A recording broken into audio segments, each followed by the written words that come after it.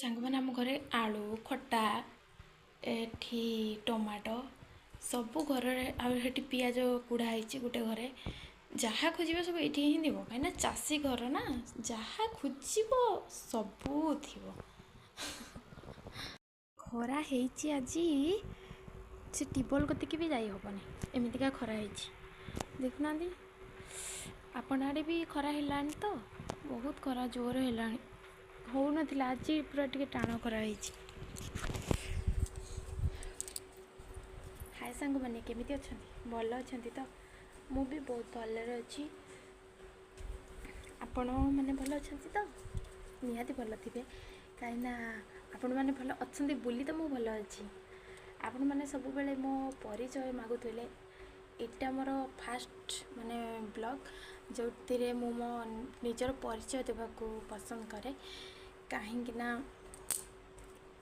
ମୁଁ କେମିତି ବ୍ଲଗ୍ ବନେଇବି କେମିତି ମୋବାଇଲ ଧରିବି ମୁଁ କିଛି ବି ଶିଖିବି ନଥିଲି ବଟ୍ ମୋତେ ଜଣେ ଭାଇ ଏଇ ମୋବାଇଲରୁ ଏଇ ଭିଡ଼ିଓରୁ ମୋତେ ଦେଖିଥିଲେ ଆଉ ଦେଖିକି ମୋତେ ଶିଖେଇ ଦେଇ ମୋତେ ବାସ୍ କହିଥିଲେ ମୋବାଇଲ ଏମିତି ଧର ଆଉ ଏମିତି କ୍ୟାମେରାକୁ ଫୋକସ୍ କରିକି କଥା ହୁଅ ବଟ୍ ମୁଁ ସେଇଟା ଶିଖିନି ନା।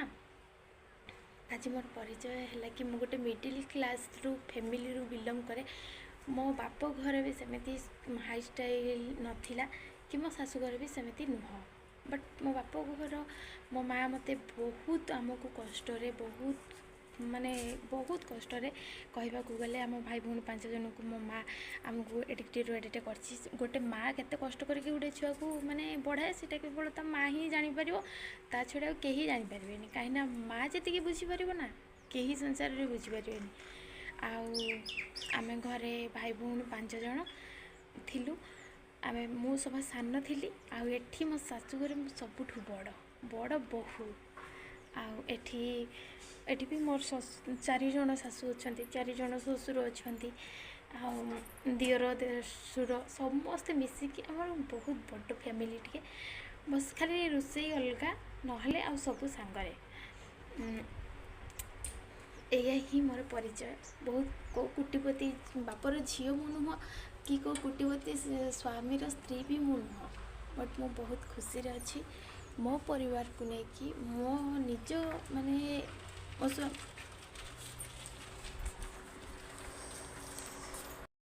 ମିରରଟାରେ ବହୁତ ଅସନା ଲାଗିଯାଇଥିଲା ତ ଟିକେ ପୋଛିଦେବା ଭଲସେ ପୋଛିଦେଲେ ସଫା ହେଇଯିବ। ଏଇ ହେଲା ମୋର ପରିଚୟ। ତାପରେ ବାକି ଆଉ ଯାହା ପରିଚୟ ସେଇଟା ମୁଁ ନେକ୍ସଟ ଭିଡ଼ିଓରେ ଆଣିବି କାହିଁକିନା ହଁ ମୁଁ ମୋ ବାପ ଘର ପରିଚୟରେ ମୁଁ ପରିଚିତ ହେବାକୁ ଚାହୁଁନି ବଟ୍ ଯେତେବେଳେ ମୁଁ ବାହା ହେଇସାରିଛି ଏଇଟା ହିଁ ମୋ ନିଜ ଘର ଥିଲେ ନଥିଲେ ଯାହା ବି କଲେ ଏଇଟା ହିଁ ମୋ ଘର ଆଉ ମୁଁ ବହୁତ ଭାଗ୍ୟବାନ ଯେ ମୁଁ ଗୋଟେ ସ୍ୱାମୀ ପାଇଛି। ବିଶ୍ୱାସ କରିବେନି ଆପଣମାନେ ତାଙ୍କ ସହିତ କେତେବେଳେ ମୁଁ କଥା ବି କରିଦେବି ସେ ତ ସ୍ୱାମୀ ନୁହଁ ଯେତେବେଳେ ମୁଁ ଯେତେବେଳେ ମେଡ଼ିକାଲରେ ପଡ଼େ ନା ସେତେବେଳେ ତାଙ୍କ ଭିତରେ ମୁଁ ମୋ ମାଆକୁ ଦେଖେ ବଟ୍ ତାଙ୍କ ଉପରେ ମୁଁ ସବୁବେଳେ ରାଗେ ସବୁବେଳେ ଚିଡ଼ଚିଡ଼ି ହୁଏ କାହିଁକିନା ସେ ଟିକେ ମାନେ ଯେଉଁ କାମଟା 10 ମିନିଟ୍ରେ ସରିବା କଥା ସେ କାମଟାକୁ ସେ 15 ମିନିଟ୍ ଲଗାନ୍ତି ନହେଲେ ମୁଁ ତାଙ୍କ ଭିତରେ ମୋ ମାଆ ମୋ ବାପା ମୋ ଭାଇ ମୁଁ ସମସ୍ତଙ୍କୁ ଦେଖେ। ଏଇଟା ହିଁ ଗୋଟେ ବଡ଼ କଥା ସବୁଠୁ ଆଉ ଗୋଟେ ଝିଅ କେବଳ ଏତିକି ହିଁ ଚାହେଁ ଆଉ କିଛି ଚାହେଁନି। ଅବଶ୍ୟ ହଁ ମୋ ସ୍ୱାମୀଙ୍କ ପାଖରେ ଏତେ ପଇସା ନାହିଁ କିନ୍ତୁ ବହୁତ ଭଲ ମନଟେ ଅଛି ଯେଉଁଥିରେ ସେ ମୋତେ ବହୁତ ଖୁସିରେ ବି ରଖିଛନ୍ତି। ଏଇଟା ହେଲା ମୋର ପରିଚୟ।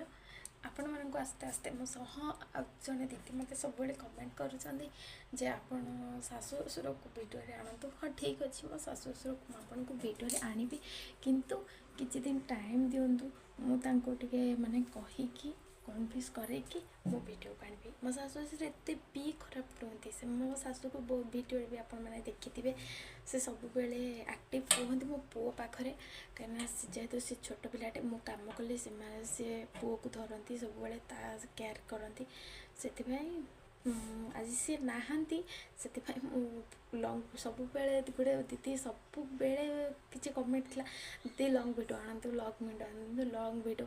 କିସ ଲଙ୍ଗ୍ ଭିଡ଼ିଓ କରିବି? ଯେଉଁ ଛୁଆ ଯାହା ଘରେ ଛୋଟ ଛୁଆ ଅଛନ୍ତି ସେ ହିଁ କେବଳ ଜାଣିପାରିବେ ସେ ଘରର ସିଚୁଏସନ୍ କ'ଣ ଥିବ ବୋଲି। କେମିତି ଲଙ୍ଗ୍ ଭିଡ଼ିଓ ଆଣିବି? ଘରେ ଆଜି କେହି ନାହାନ୍ତି ବୋଲି ମୋ ପୁଅଟା ଶୋଇପଡ଼ିଛି, ସେଥିପାଇଁ ମୁଁ ଗୋଟେ ଲଙ୍ଗ୍ ଭିଡ଼ିଓ ବନେଇଦେଲି। ଆପଣମାନଙ୍କର ମତାମତ ଜଣାଇବେ। ଆଉ ମୁଁ ପ୍ରମିସ୍ କରିକି କହୁଛି ମୁଁ ବହୁତ ଜଲ୍ଦି ମୋ ଶାଶୁ ଶ୍ୱଶୁରଙ୍କ ସହିତ ଆପଣଙ୍କର କଥାବାର୍ତ୍ତା କରେଇଦେବି, ପ୍ରମିସ୍ କରୁଛି।